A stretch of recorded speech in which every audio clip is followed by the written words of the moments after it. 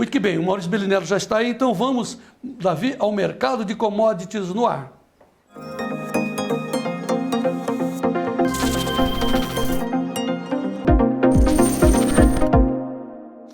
Maurício Bellinello, muito boa tarde, seja bem-vindo ao Tempo e Dinheiro, meu amigo. Fala, João, muito boa tarde a toda a audiência do Tempo e Dinheiro, um prazer enorme estar aqui toda vez, viu, João? Muito obrigado pelo convite. Nós vamos falar sobre o mercado de commodities, vamos falar sobre soja, vamos falar sobre café, mas antes vamos dar uma olhada no geral, porque ficou uma dúvida, não é que ficou uma dúvida, ficou uma questão a ser explicada aos nossos telespectadores, esperamos que você nos ajude, a respeito da influência dos preços externos dentro da economia brasileira, essa história da inflação. Né? Porque, claro que a esquerda, não quero te envolver em política, você sempre prefere não se envolver em política, você olha os preços, mas a esquerda diz, a inflação está descontrolada. E a gente fala, não está. Teve uma epidemia, teve o consumo e agora nós temos aí uma demanda enorme no mundo, tem muitas influências do dinheiro, que as ações estão ficando caras, há uma especulação e que haverá um desarranjo nos preços das ações mundiais. Isso vai interferir no preço do dólar, que vai trazer dólar aqui para o Brasil, etc, etc. Com a palavra, Maurício Bellinello. Bom, João, como você sabe, quando eu digo que eu não falo de política, não por questões partidárias, porque na minha atividade, quanto menos eu deixar a minha análise ficar fora dos preços, melhor para mim, né? No sentido de dinheiro mesmo, que eu acho que eu consigo operar melhor e ganhar mais quando eu me fico avesso a isso, né? Eu comentei aqui ao vivo com você há uns meses atrás, né? Uns 2 meses atrás, que para mim a inflação deveria vir em breve para a deflação, né? Nós falamos isso algumas vezes, inclusive aqui, e eu vou aproveitar para mostrar para você aqui, olha que legal. Isso aqui, pessoal, são as prévias da Anbima, né? Gosto muito das prévias da Anbima, é uma instituição ligada aos profissionais do mercado de valores, e veja que interessante, João. É a primeira prévia, setembro de 2021, prevendo deflação no IGPM, já na segunda prévia.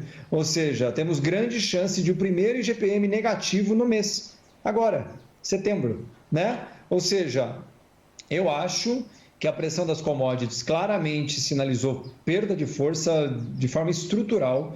A única commodity que de fato ainda não soltou, mas tem muito a ver com o calor no hemisfério norte, é o petróleo. Né, o petróleo ainda não conseguiu perder força, ele não sobe mais, mas ele não cai, né, ele ficou travado num topo, mas todas as outras commodities caíram, todas, soja, milho, trigo, café, o café perdeu força do que ele tinha. Nos Estados Unidos tem a madeira de construção, a lumber, que foi a commodity que mais subiu e de muito longe a que mais caiu, ou seja, os indicadores de inflação globais, detalhe, puxados pela China, derrubaram as prévias de inflação para o mundo inteiro no segundo semestre, e o Brasil não vai passar impassível nisso. E tem um outro detalhe, né? A gente ainda tem um componente do dólar que, passada a turbulência global que está passando nesse momento, por causa da variante Delta, aquelas coisas todas, o dólar está muito pressionado, mas os horizontes de preço já sinalizam o dólar retornando para a faixa dos R$5 raso. E se isso acontecer, a inflação estará ainda mais pressionada dentro do Brasil, João. Portanto, commodities são indicadores importantes para você medir inflação, né? E nesse momento, não nesse momento, a questão de 3 ou 4 meses, as principais commodities formadora de preços, alimentos e indústria, né? Soja, milho e trigo, minério de ferro, cobre estão despencando. Tá, isso é um lado. No entanto, você também foi pelo menos foi o que eu acompanho aqui dentro da minha ótica, o primeiro a dizer o seguinte, que a Selic irá ter que subir porque os preços, a questão dos juros estavam subindo, os negócios com juros mais à frente estavam quentes. Você disse, 8%, logo vai chegar a 9%. Como é que está agora o mercado de juros, professor? Eu estou entrando aqui ao vivo para mostrar isso, João, mas na verdade acelerou até um pouco mais, viu? Daquelas últimas conversas que nós tivemos aqui, o mercado deu uma estressada, mais ou menos como a gente gosta de dizer, né? Eu vou tirar aqui um print simples para a gente poder ver. Está aqui na tela, João, eu vou colocar, está aí, ó. A prévia da próxima reunião que é dia 23 agora, desculpa pessoal, estou girando aqui ao contrário, rodei na tela, aqui ó, 23 de setembro, já tem previsão do mercado 1,25 de alta líquido e certo, e com grande chance já, João, de 1,5 de alta na próxima reunião da Selic, daqui 15 dias, 10 dias na verdade, né? Exatamente 10 dias.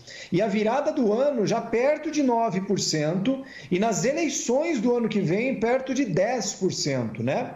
Isso não é o Maurício falando, tá? Isso aqui a gente chama, João, de juro implícito. Dentro dos contratos de juros, que são os mais negociados, o mercado já precificando, que a gente chama essa palavra, Selic perto de 9% na virada do ano e 10% nas eleições do ano que vem, João. Então, essa tensão provocada pelos preços altos, né? Porque está faltando dinheiro, por isso que sobe. Essa é a minha leitura. E como é que combate isso? Com produção, professor? Com muita produção, mas é uma pena falar isso, mas o Brasil vai voltar a exportar a maior commodity que ele sempre exportou, que é juros. Né? Infelizmente, o Brasil vai pagar para o ano que vem perto de 500 bilhões de reais em juros, só em serviço da dívida, por causa dessas taxas de juros, mas exatamente por causa disso, né? O que não era normal, ou dentro do lugar que a gente chama, era a Selic de 2%. Aquilo é Selic aquela taxa de juros para países emergentes, ela é desconectada da realidade, né? Na minha opinião, essa é só a minha opinião, a nossa Selic nunca poderia ter baixado de 5%. Né, por questões de inflação e tudo mais, né? Mas assim, nesse momento, o que o mercado está fazendo agora é pressionando mesmo os juros para cima para trazer a inflação de volta para onde tem que ficar, que é na faixa de 3%, 4% ao ano. Né? Ela está agora na faixa de 6%, 6,5%. E é bom lembrar que quando os juros sobem, João, a conta é muito simples. Quanto mais juros forem pagos, menor o risco que as pessoas estão dispostas a correr. Por quê? Ao invés de eu pegar o meu dinheiro e colocar num negócio, na indústria, onde quer que seja, eu coloco em títulos do governo e ele me rende 10% ao ano. Então, eu tenho quase nenhum risco e um bom rendimento. Então, nesse momento, é um dos recursos principais que o Banco Central tem. Desculpe, João. Um dos principais recursos que o Banco Central tem para conter inflação e conter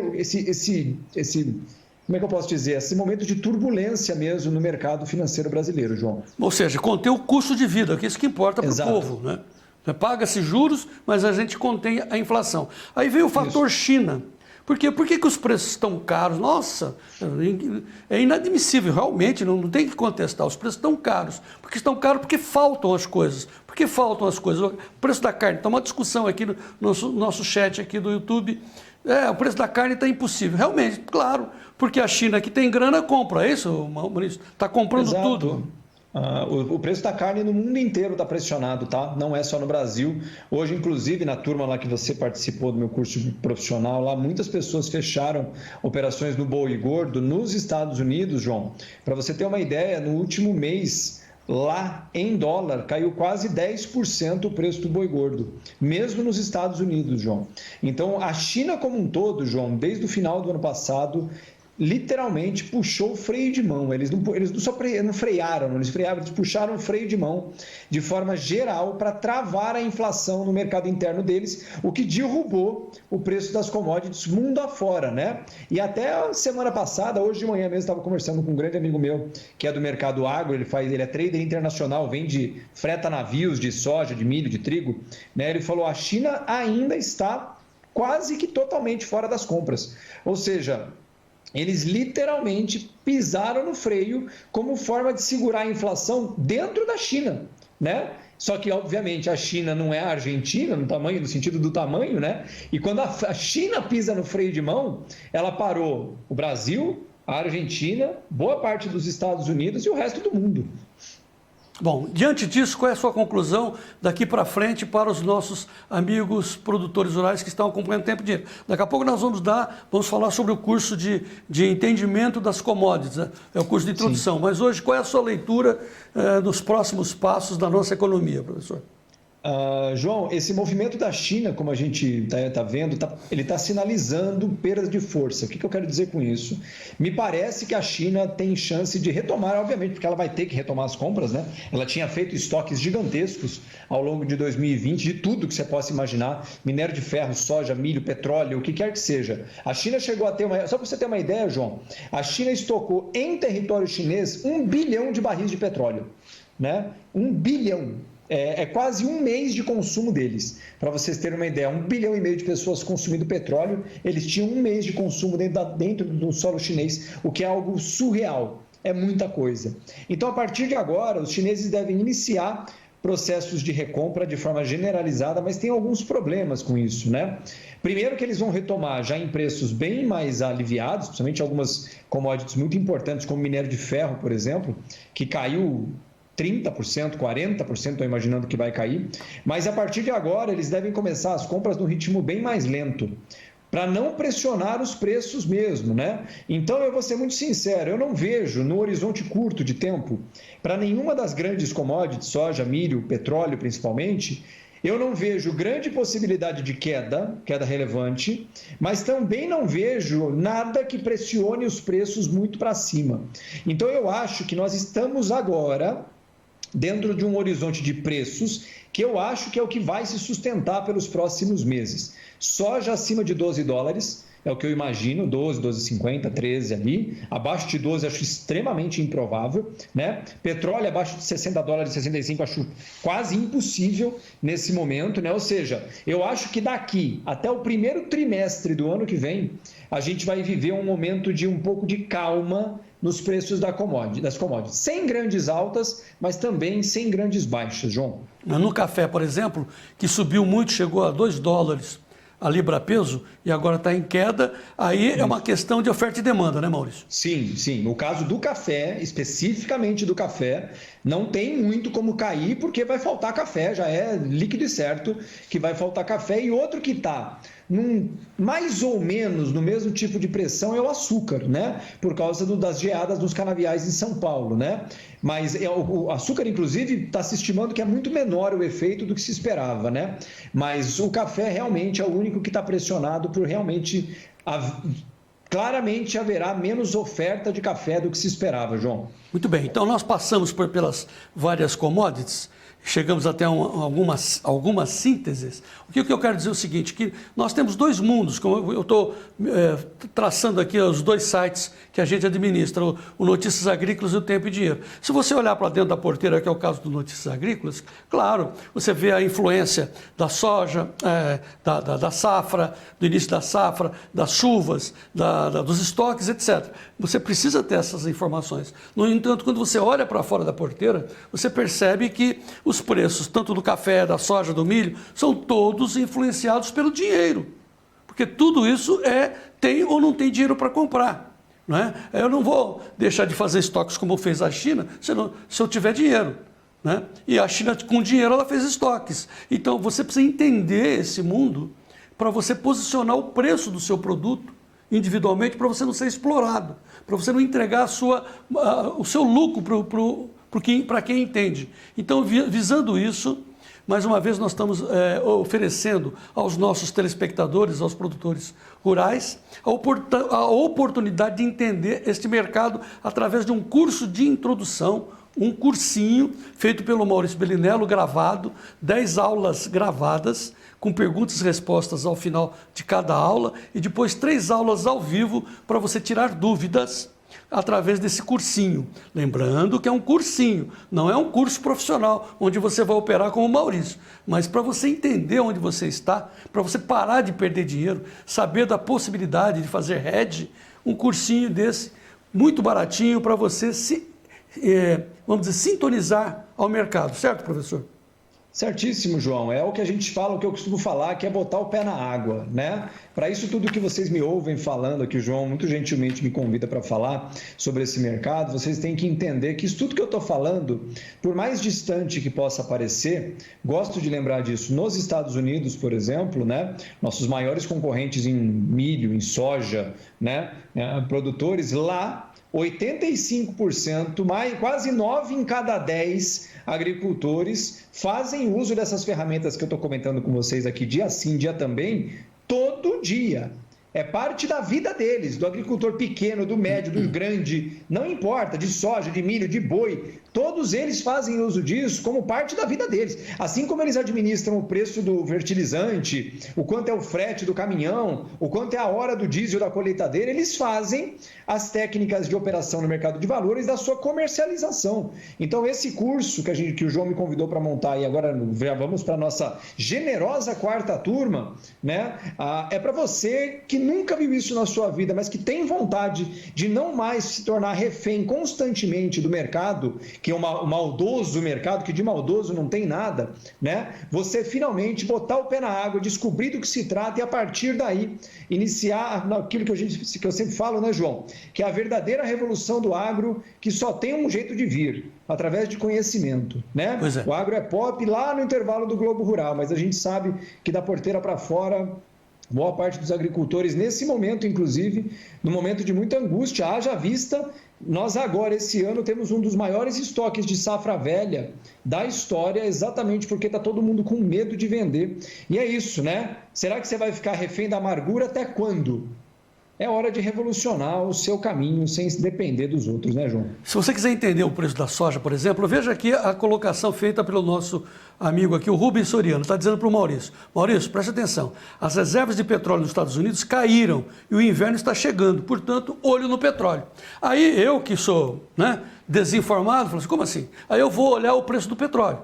Então o preço do petróleo vai ter uma tendência de alta. O Maurício falou, olha, não desce abaixo de $65 o barril, o Brent. Muito que bem. Aí o Soriano está dizendo, vai faltar petróleo, então vai subir. Beleza. Subindo o preço do petróleo, não é só a gasolina, não é só o diesel que vai subir. É o preço do fertilizante que você vai usar na sua soja. Você tem que saber, então quer dizer que o fertilizante pode ficar caro. Deixa eu comprar agora. Quer dizer, deduções que você tem que tomar. Você, não eu e nem o Maurício. Você. À luz de quê? À luz de conhecimento, né, Maurício? É exatamente isso, João. Gosto de dar um exemplo, por exemplo, como o Rubens Soriano comentou mesmo, né? A ureia, por exemplo, que todo produtor de soja ou milho, eu nunca lembro quem que usa ureia, eu sei que é um dos dois. Eles utilizam para a fabricação de ureia, né, nitrogênio. Aí o que eu falei, não é nitrogênio, é gás natural. Gás natural, metano, né? Que é um dos derivados de petróleo. Você coloca ele numa coluna de reação, gás natural de um lado, nitrogênio do outro, ocorre uma reação química que produz ureia. Quer ver, João? Eu vou colocar aqui na tela para vocês verem. Ó. Esse aqui é o contrato de ureia negociado lá em Chicago. A ureia, em maio do ano passado, $215, agora $490, né? Olha aqui. Mas, Maurício, aqui, esse é o MAP? Você quer ver o MAP? Eu tenho o MAP também aqui, ó. Olha aqui, ó. Cadê ele aqui? Futuros. Olha lá, MAP Brasil, inclusive. O MAP referência Brasil é negociado em Chicago. No Brasil não é, mas lá fora tem. Olha lá. Junho do ano passado, $310. Agora, $720. Ou seja, você que está aí da porteira para dentro e acha que o mercado não tem nada a ver com você, você que não sabe o quanto o mercado tem muito a ver com você. E enquanto o petróleo continuar pressionado, você vai falar assim, nossa, por que a ureia está tão cara aqui? Porque quem manda no mercado da ureia é o petróleo. Quem manda no MAP é o petróleo. Então, se você hoje está olhando de fora e falando assim, não, isso aí não tem nada a ver comigo. Vamos fazer o seguinte, vamos fazer um acordo? Que tal se você realmente aprender de verdade o que é que tem a ver com você? Nunca mais ficar olhando sem entender por que aquele... Agora eu fui comprar a tonelada, estava $800 a tonelada. Da onde veio isso?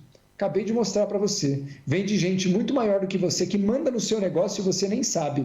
Você tem duas escolhas, continuar sendo mandado ou assumir as rédeas desse negócio. Ou pelo menos ter a noção. Tendo a noção, você fala assim, não, então agora eu vou fazer o curso profissional, vou me dedicar em 6 meses, vou ficar bamba nesse negócio. É uma opção. Ou a outra, você tem uma noção. Então, que esse negócio que o petróleo, você tem uma noção. É pelo menos isso.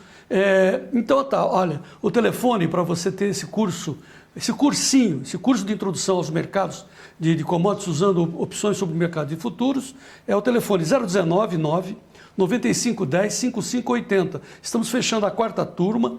Foram 3 turmas onde a gente terminava o encontro com as pessoas ficaram extremamente agradecidas, emocionadas, porque é um abrir de olhos. Então, entre na quarta turma e pule para o outro lado da porteira. 019 995 10 5580. Maurício Bellinello, muito obrigado mais uma vez. Eu que agradeço, João. Lembrando que as vagas devem encerrar ainda essa semana, então entre em contato com a Nádia para não perder essa chance, hein, João? Um grande abraço a todos, tenham todos uma ótima tarde.